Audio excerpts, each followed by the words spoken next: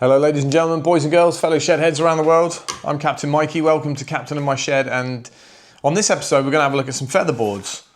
I've never used feather boards before. If like me, you're kind of curious as to whether they'd be useful to you, are they going to make things safer or perhaps less safe? Are they going to help your process, help your working flow in the workshop? Are they worth it? Should you make your own? Should you buy some? So on this episode, we're having a look at these feather boards from Enjoywood. Enjoy this.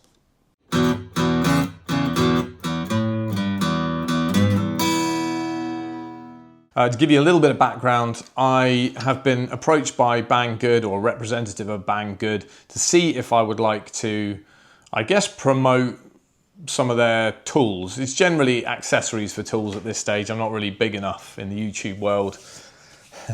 I'm not exactly an influencer right now. I'll give an open and honest review. That's the kind of deal. I'm not going to tell you it's great if it's not. And these feather boards are on the list, and I've always been curious. Plus, I have a plan to upgrade this fence. When I upgrade this fence, I did want to make a method to attach a feather board there so that I've got a kind of hold down as I push work through. I thought it'd be worthwhile doing an unboxing, having a quick look at these and a quick discussion about feather boards, because when I've been looking into it, I've been unsure. Are they safe? Are they not? Are these cheaper plastic ones? These are £17.35 at the point of making this video, halfway through 2026 right now. Yeah, are these cheaper plastic versions good? Worth the small investment, or are they that cheap because they're going to fall apart or perhaps even be dangerous? These are questions that I had, so I thought I'd pick these up and try and answer them for you. At the end, I'll give them a bit of a bash with a hammer just to see what kind of force they can take. I won't take them to destruction, but I want to see, are they going to shatter if I give them a bit of a solid whack? So stick around if you want to see that. Let me show you what we got in the box. All right, well, this is the box that they came in. You get two of these kind of triangular pattern feather boards. Now, I have seen this exact design under a different brand and a different colorway, and that is somewhat typical out of the cheaper things that come out of China. They get mass produced, and then a company like Alibaba will sell them en masse, and someone will just put their branding on. This is just a sticker in here. My first impression of these pieces is that they are chunky, solid. They're not flimsy at all. The plastic is, at first glance, good. There's enough flex in the feather to have a good bend in it. It's not going to shatter just from finger force, so that's a good start. Finger force? What the hell is that? They do seem pretty solid first glance. We'll test that later on. Inside the box as well, we get we get 4 of these, and then we get different sorts of ways to kind of attach these. These pieces, which we've got 4 of. Again, you need 2 for each, 1 each side. These run in your mitre slot, about 18 mil. And obviously you can see they've got like a tapered hole just here. You get different ends like this. For example, this tapered head pulls itself into that tapered hole. And then when you tighten it down here, that forces the arms, or these kind of split legs, apart. And that jams it into your mitre slot. We'll have a look at how firmly that works in a bit. One thing that I will say against these kind of Chinese tools and accessories, they rarely come with any instructions or any decent instructions. This hasn't got any instructions at all, so you kind of are left to figure out how this all goes together. It is fairly self-explanatory in this case, but you know, it would be nice. Probably the easiest thing is to show you how these actually get attached to a mitre slot. Okay, so I've been using, for just my table saw, I've been using these ones with the shorter kind of collar on them. Now, one thing of note is, obviously you can orient these different ways. If you do it like that,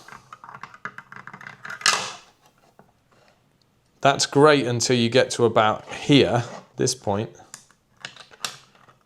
They're touching here.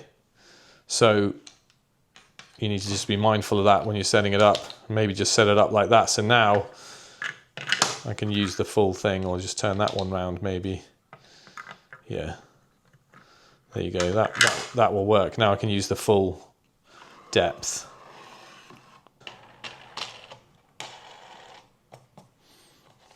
Okay, now we can adjust where we want it to go. Tighten it down.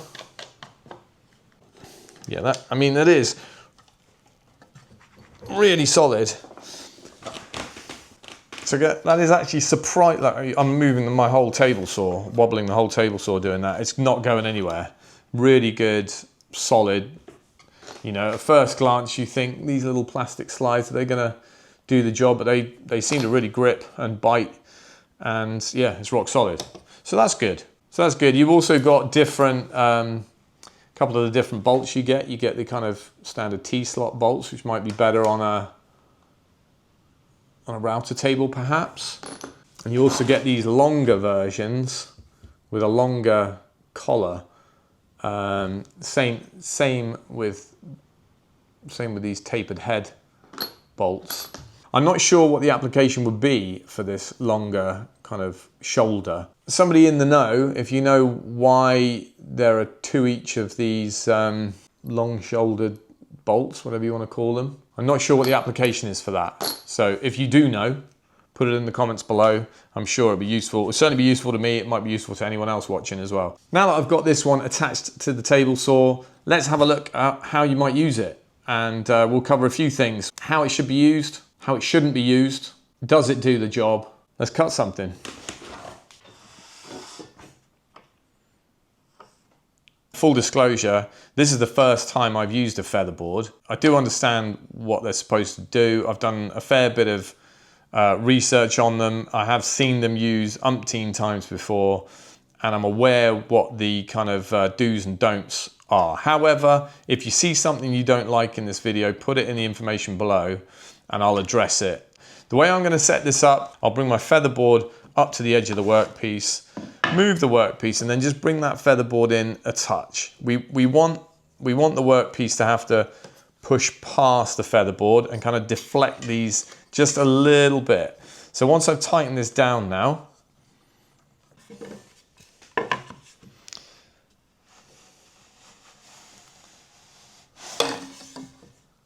one thing you've got to be really careful of is that you don't set the front of your featherboard beyond the cutting edge of your blade. Especially not, the further back you get with your featherboard along that blade, the more dangerous potentially it's going to be, because you'll end up putting pressure against the blade as you cut, which is not what you want. You'll end up pinching, and that's a recipe for kickback then, which is what we're trying to prevent. Make sure that your featherboard is not putting pressure where your blade is cutting, and keep it on your side of the cut, not the back side, never the back side of the cut. Now that should be common sense, but you know, they walk amongst us.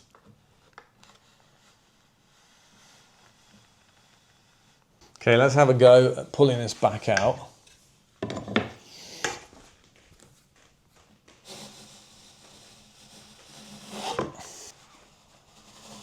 Okay. Yeah, I mean, hopefully you can see there's quite a bit of force required to pull that back out. That's not going to eliminate kickback, but it is going to help, I think. So it's easy to set up. It seems to be doing the job. It's holding the workpiece really quite nice and firm there. Yes, I can pull it out, but it's definitely helping. For this application, it seems on the surface, it will be safer than not having it. So let's make a cut.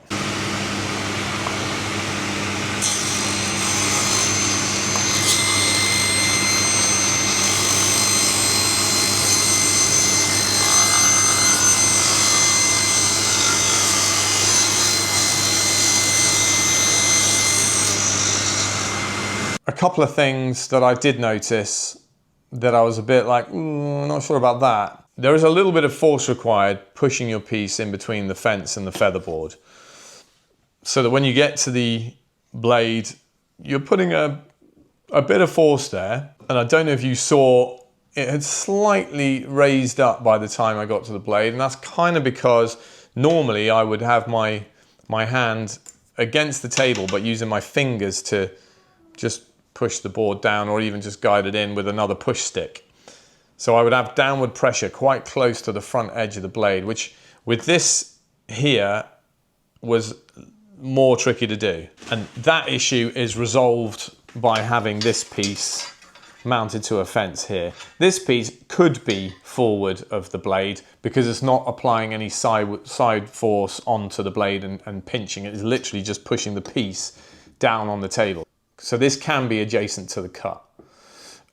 So once that is in place, I think that issue I was having becomes not an issue anymore. The other issue with applying a bit of force toward the blade as you're pushing it through the featherboard is that, for me anyway, it makes me think, oh, what if this board suddenly shoots through somehow? Maybe it splits and half of it shoots through, or the featherboard fails somehow. It seems like it's not going to, but you know, you've got to think about these things. Or my hands just slip and I'm putting that I'm putting all that forward pressure towards the blade, and if my hands slip, I've got a chance of pushing them into the blade. My overall initial impressions, and bear in mind this is just an initial impression of how these could be used in the workshop, is that if I upgrade this fence and I can clamp one here, I think that would be particularly useful, especially with sheet material that has a consistent thickness pushing it through. I think that would be really good.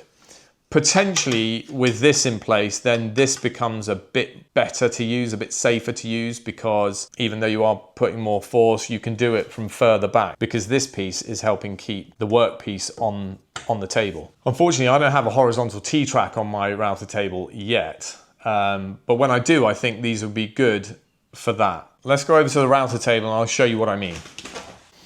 So as you can see, I don't have a T-track running across here. It's not something that I've ever needed so far, to be fair, but if I wanted to utilize these featherboards on here, then I would need that, and it is something that I've been considering, so it might well happen in the near future. So this would obviously go across here, depending on the cutter's going this way. You'd be pushing the workpiece that way, so this would go here, and this would be great for if you're cutting thin pieces.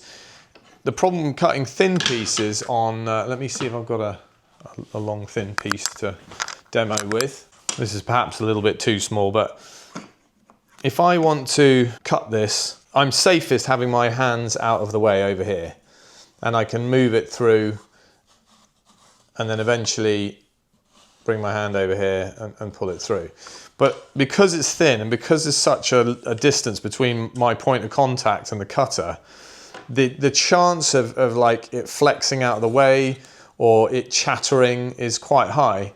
Whereas if I had this in place, I could push that through, and not only would it help with kickback, but it would also apply that nice even pressure right at the cutter, and I think that would be useful. So that is an application I think these would work really well in. So that is a little bit of a wishy-washy first impressions. This is first impressions, not a review. You'll know if these are working well for me because you'll see them pop up in the workshop. When I make the upgraded fence here, I think these will be utilized there. I can see them being good for that. In terms of whether you should make your own, I've seen loads of people make their own out of plywood or MDF even, or regular hardwood. Yeah, of course, make your own. Take the time if you want to. It's all part of the fun in the workshop. I don't think wood would be as effective as this kind of hard plastic. Also difficult to get the strength uniform across all the feathers, depending on what material you're using.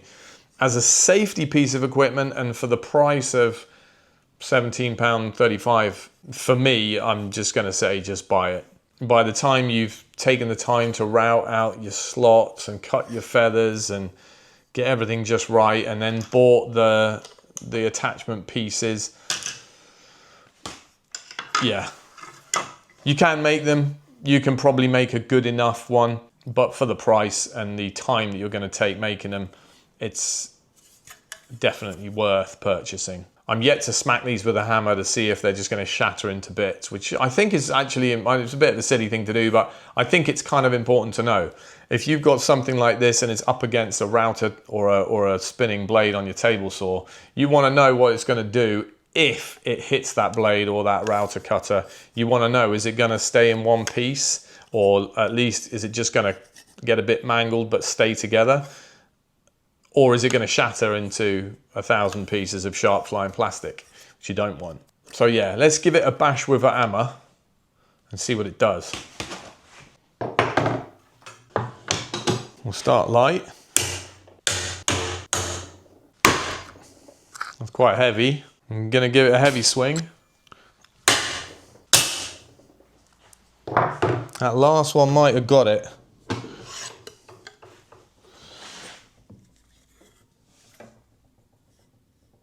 You know, that's quite impressive.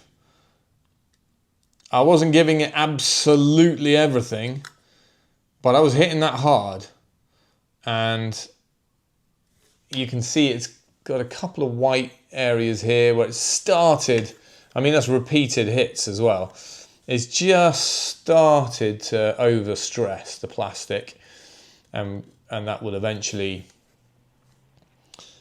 you know, a few more hits, I reckon it would break. But hopefully you can see it's pretty tough. I'm satisfied with that. That is tough enough for me. If you know, it's not actually broken at all, it's just a little bit stressed. Oh, there's a tiny crack there. Don't know if you can see it right here, but very good. All right, as I keep stressing, it is just first impressions, not a review. But I do think if you're looking for a feather board to help you out in the workshop, then this will definitely be useful in certain applications. I suppose it depends a little bit on your workflow, but certainly if you're doing repeated cuts, using a lot of sheet material, and you want just an extra pair of hands for that moment when you lose concentration, and you've got just another pair of hands there helping you out, then yeah, I think these will add a little element of safety to your workflow on the table saw and on the router table. Like I said before, you'll know if these are really useful because you'll see them pop up in my videos in future. But there will be a link to these in the description below if you want to give them a try yourself. And I've done the hammer bashing, so you don't have to. You're welcome. You'll see these again when I make the upgraded fence for this table saw. But for now, thanks very much for watching. I really appreciate it as always. Take it easy. I'll see you on the next one.